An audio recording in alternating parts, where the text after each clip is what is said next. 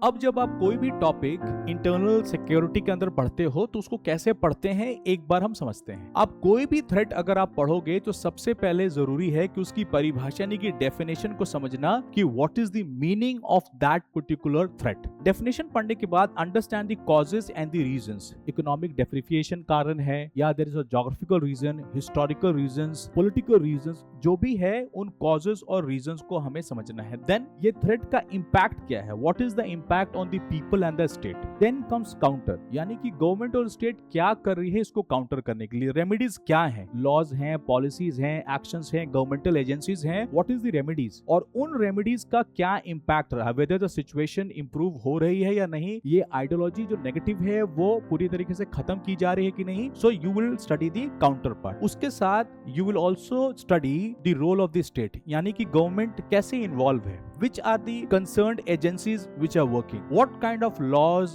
policies, action is the government taking, और more important ये है कि you should also prepare examples and case studies। और real time उस वक्त के जो contemporary यानी current में जो examples और case studies हैं वो भी आप वहां पर incorporate करेंगे, because 150 to 250 words में आपको answers लिखने हैं। So this is the structure, definition, causes, reason, उनका impact, then हम जो counter कर रहे हैं उसका remedies impact, and the role of the state, agencies involved, and real time case studies and exam. इसके साथ ही अगर इंटरनल सिक्योरिटी को आप मैप्स के माध्यम से पढ़ेंगे तो चीजें और बेटर तरीके से समझ में आएंगी, और आप एग्जामिनेशन में जब इसको आप ड्रॉ करेंगे तो यहाँ पर मार्क्स मिलने की भी अपॉर्चुनिटी ज्यादा होगी। तो यहाँ पे जो मेन आइडिया है दैट इज इंटरनल सिक्योरिटी को स्टडी थ्रू मैप्स। जैसे कि एक सिंपल सा मैप है कि जैसे इस एरिया में टेररिज्म है तो यहाँ पर आपने मार्क किया and you try to understand कि यहाँ पर ज्योग्राफी एक बहुत बड़ा रोल प्ले कर रही है इन द टेररिज्म। देन यहाँ पर इंसर्जेंसी का जो प्रॉब्लम है, the lack of economic deprivation या lack of development, या there is a lacuna of connecting